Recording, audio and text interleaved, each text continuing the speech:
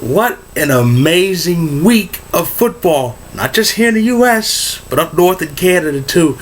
I have to start off with the Grey Cup in the CFL. That was an amazing game. The Calgary Stampeders, the Iowa Red Blacks, they faced each other in the 104th annual Grey Cup Championship, which was played in Toronto. And it was a crazy game for the get-go. First off, Ottawa, they started real strong. They took over the first half, and into about the heart of the third quarter, they were up by 20 points. They were up 27-7. However, it was almost deja vu all over again. That lead was dwindling. Remember, the Red Blacks had a lead. The Red Blacks had a lead in last year's Grey Cup, and they lost it completely. But this 20-point lead was getting whittled down. Calgary was making a comeback, showing why they were the best team in the league. And but it seemed like a late Red Blacks touchdown would kind of ice it. However, Calgary gets in the end zone to cut their deficit to 33-30 with just a minute some change left in the fourth quarter. Their only hope was an onside kick, and they get it. They got the onside kick, and they had enough time to score a touchdown. I remember the clock under when it's after the 3-minute warning. There's a 3-minute warning in Canada instead of a 2-minute warning here. But the clock doesn't run like the same like it does here in the States. In the States, here in this country, if you run a play and don't get out of bounds, that clock runs. It just runs. In Canada, after the 3-minute warning, if you run a play, even if you don't get out of bounds, the clock stops. But once the ball is set and the play is about to begin, the clock runs again. So that allows teams a bit more time to do whatever. And so they had plenty of time to get in the end zone. They were about 1 yard away, but the quarterback run was stopped short. So they had to kick a field goal, and they went to overtime. And of course, overtime rules are different. The overtime rules are like college rules here.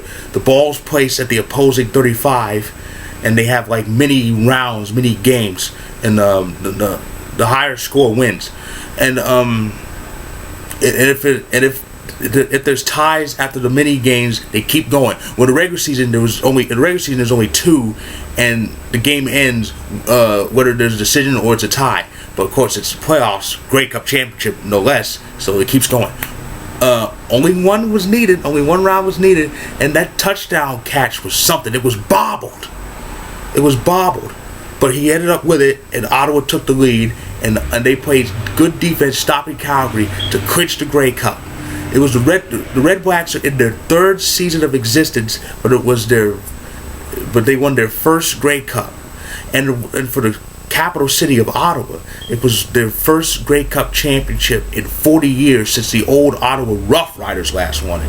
Henry Burris, who was 41 years old and their starting quarterback, was named the MVP of the Grey Cup, and he'll most likely hang it up and end it off in a blaze of glory, just like Peyton Manning did the Super Bowl. And that's great. And that's what the CFL has over the NFL. At least the Grey Cup Championship goes to overtime. There have been 50 Super Bowls and not one of them has gone to overtime. But let's get back to the NFL. There was another crazy overtime in Denver. The Chiefs and the Broncos Sunday night game, that went to overtime. And in that game, which ended 24-24 after regulation, they traded field goals, which meant sudden death started right after the tying field goal. And it looked kind of crazy. I watched this game and went, is this going to be the third tie in this NFL season? And it had this, and all the ties would have been on national TV spots, which would have had people in the NFL and fans raising hell. Instead, however, with about a minute and change left, Kubiak decides to have the Broncos kick a 62-yard field goal, which is 2 yards shy of the record. Now they miss it, which meant Kansas City had the ball in good field position. They only had to get about 15, 20 yards to get to field goal range, and they got to range with 5 seconds left. So it was either win or draw. They couldn't lose it.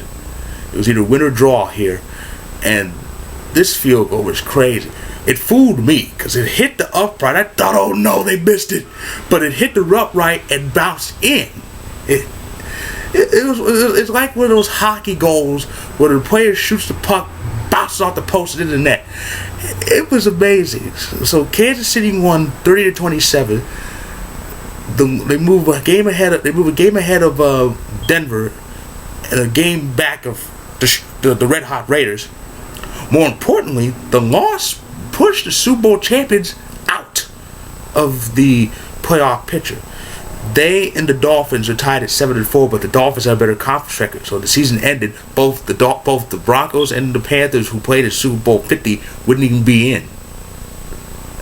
And of course, the week started in Thanksgiving. I hope all you had a happy and joyous Thanksgiving. I certainly did. Three good games, 2 good close games, and 1 blowout in the Indy. The speed of ties, I wanted a tie in the Vikings and Lions game, and I was pretty close to overtime. It was 13-13 with minutes something left. I thought, maybe overtime happens, because when overtime happens, the chance of a tie increased to 33%. However, Sam Bradford did what he usually does best, an interception, and is deep in his territory, and Lions had the ball in good position, kicked the field goal and won. Now, if somebody had to win that game, I'm glad it was the Lions. You know, I hate Minnesota. I don't like the Lions either, but the hell with the Vikings. But Dallas won their 10th in a row, and all of a sudden, here it is, the last day of November.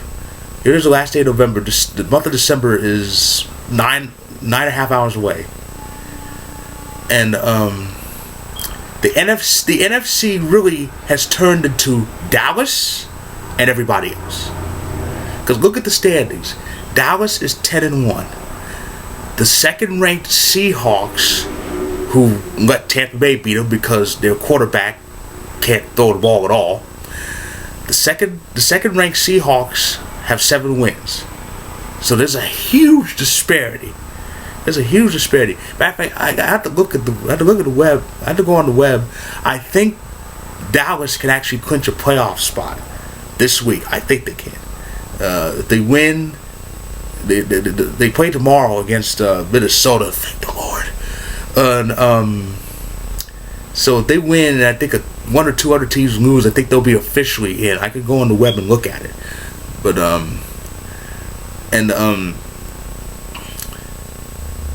and speaking of the NFC, how about that Aaron Rodgers? The Packers groove is back. We went into Philly and took care of business. Rodgers was his usual Rodgers, and we won because our defense finally got our heads out of our asses and started playing. And Devontae Adams was a huge factor. He was catching everything. Remember we were chastising him for missing easy passes? He's catching everything now. And so the Packers are 5-6. 2 games out of the division. As far as the wild card, we're like a hair out. Washington has the last wild card spot at 6-4-1. And it's a good thing that tie is there. Because if Washington and Green Bay had the same record, we would lose that tiebreaker because we got shelled in D.C. on Sunday Night Football. But we have a good outside shot at the playoffs. We have Houston next. As far as the division, like I said, Minnesota and Dallas, thank you, God. Detroit has the Saints, and let's hope the Saints still have some points left after put up nearly 50 against the Rams. And Washington, unfortunately, has Arizona. I don't trust them because they lose everybody. Hell, they couldn't even beat Seattle in that monumentally great game. All they had to do was get 9 points. They couldn't get that. But this month of December is going to be wild. Of course, Dallas is going to get in, so it's going to be a huge dogfight for the other 5 spots. The division, the other street, the North, South, and West are relatively close, and the AFC is pretty crazy too. Now that Denver's kind of on the outside looking in, so they've really got to do something here. They have a slight shot at the division. I don't know if they're going to win it. I really don't think they are. I think the Raiders could actually not walk away with this, but they're going to win it. I think they're going to win the West. So with that, that's actually my double review. My review of the Grey Cup and Week 12, which both were great. And Week 13 starts tomorrow with the first day of December. Dallas is in Minnesota. The Sunday night game is Carolina and Seattle. The Monday night game, Jets and Colts. So with that I say enjoy this month of December in the NFL. It's going to be good. And once again, congratulations to the Ottawa Red Blacks for winning their first Grey Cup. Good day.